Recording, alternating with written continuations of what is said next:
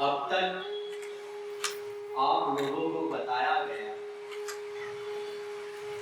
कि हम सब केवल आनंद चाहते हैं, सुख चाहते हैं।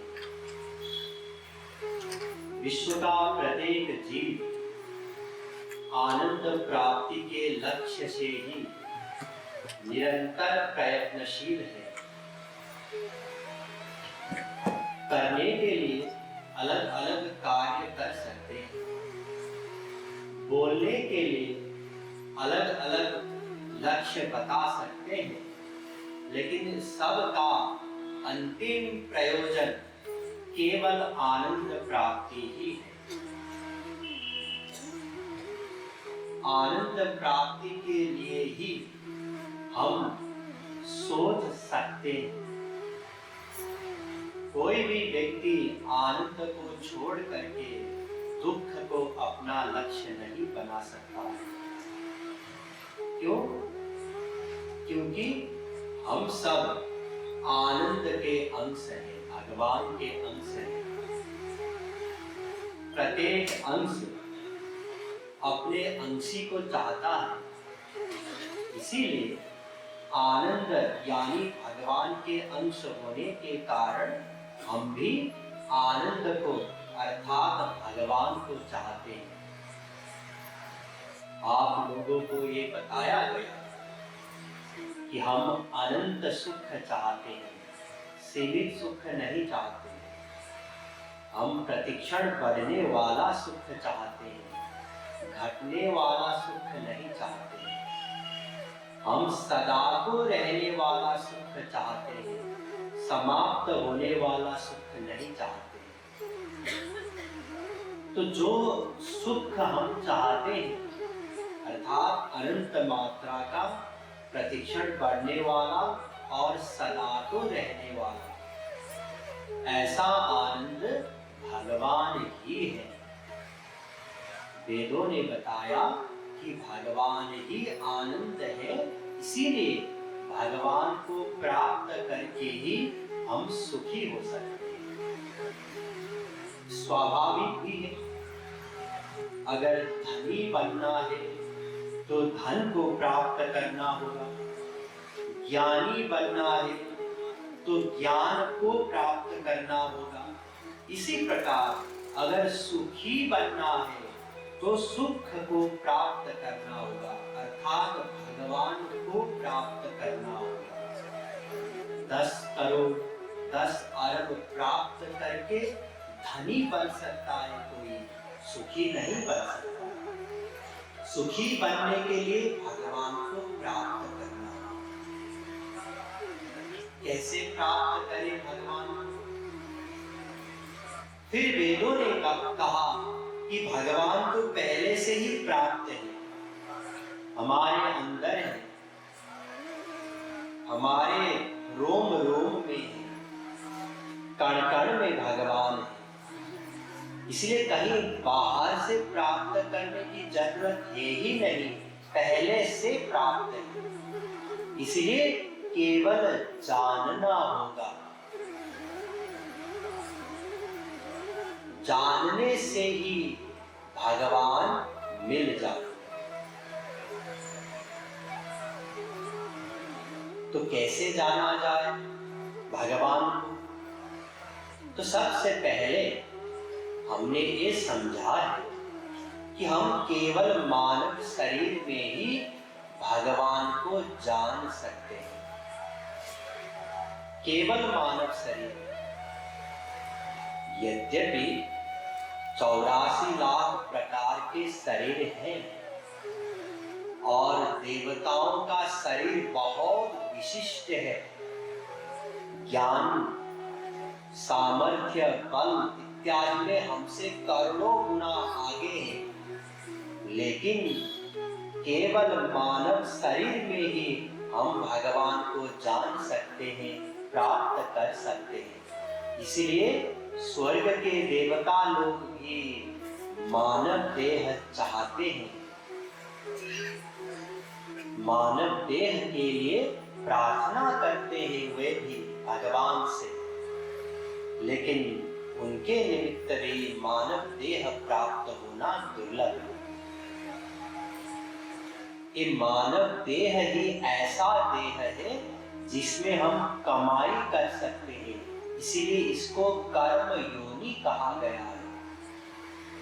और देवताओं का शरीर भोग योनि है। सूर्य योनि भोग योनि गोविंद राधे, नर तनु ही कर्म योनि बता दे।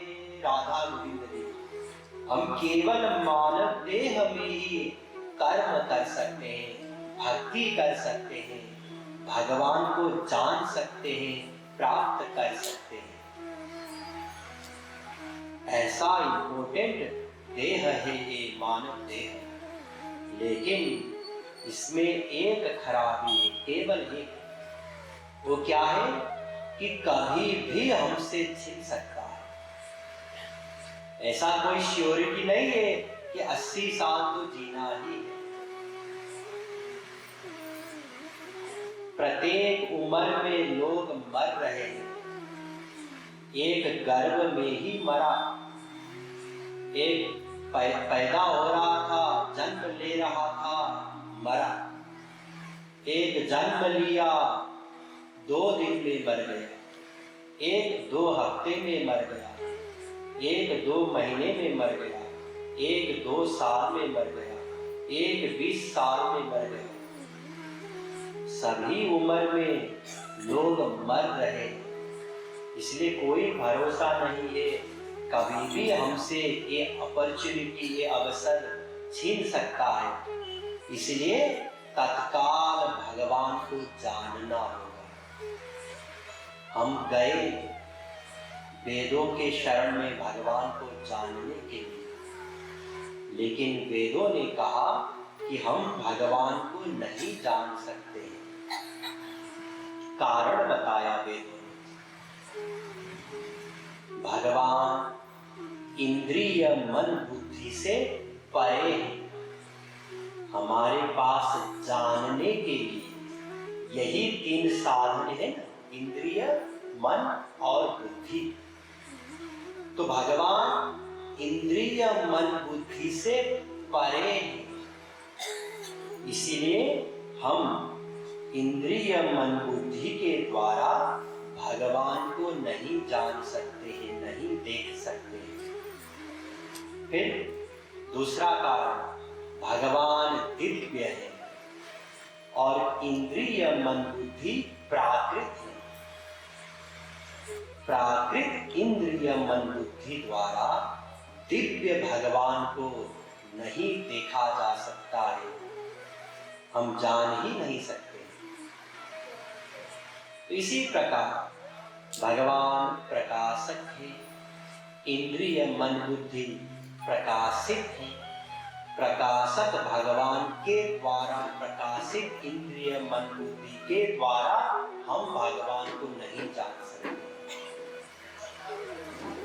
साथ ही भगवान अनंत विरोधी धर्म के अधिष्ठान हैं। वे छोटे से भी छोटे हैं और बड़े से भी बड़े हैं।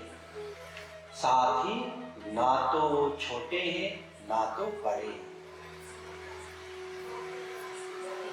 उनके आंख नहीं है लेकिन देखते हैं। साथ में अनंत आंख है, साथ में वही आंख से वो देखते भी हैं, सुनते भी हैं, उसी आंख से चलते हैं, उसी आंख से पकड़ते हैं।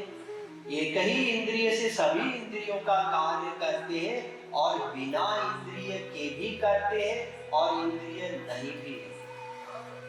ऐसे हैं भगवान जिनका जन्म नहीं होता है, अजन्मा है हमेशा, लेकिन अनंत जन्म लेते हैं।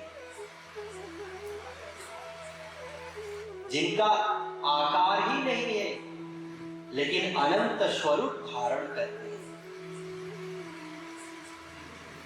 जो कुछ भी नहीं करते हैं अकर्ता है।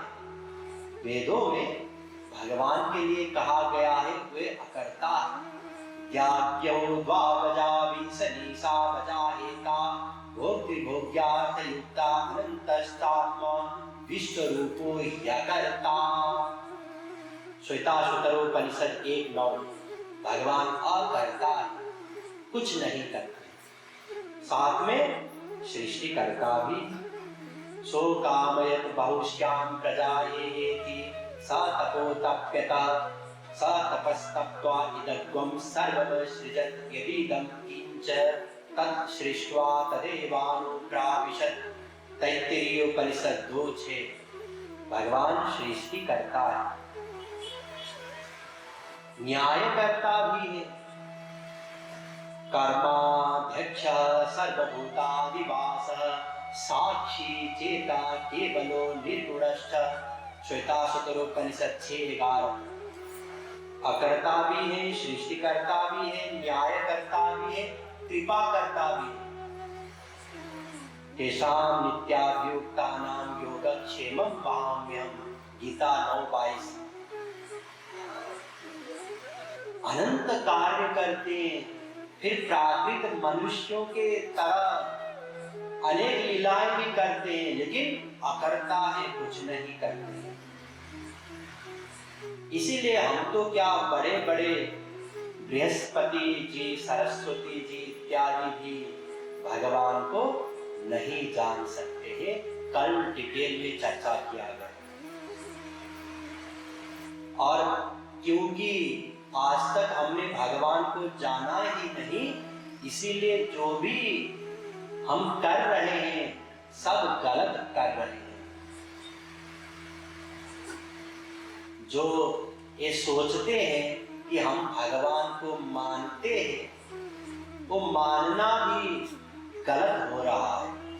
क्योंकि बिना जाने कोई भी भगवान को नहीं मान सकता है, कोई भी उनसे प्यार नहीं कर सकता है।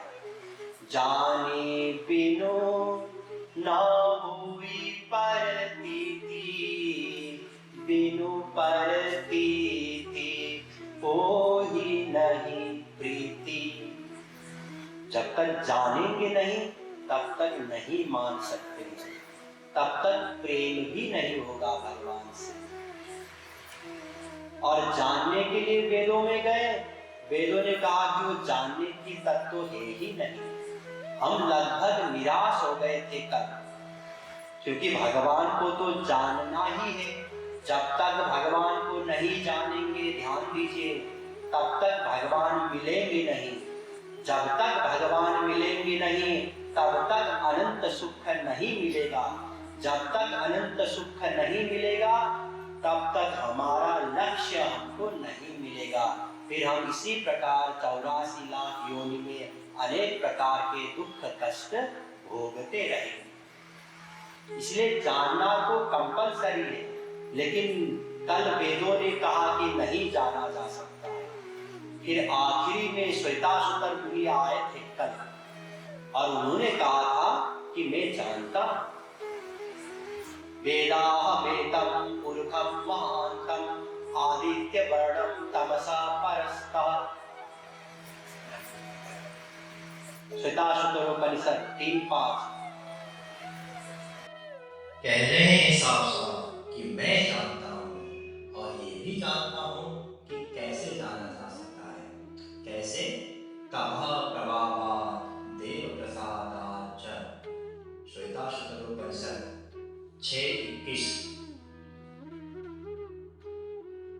इसका मतलब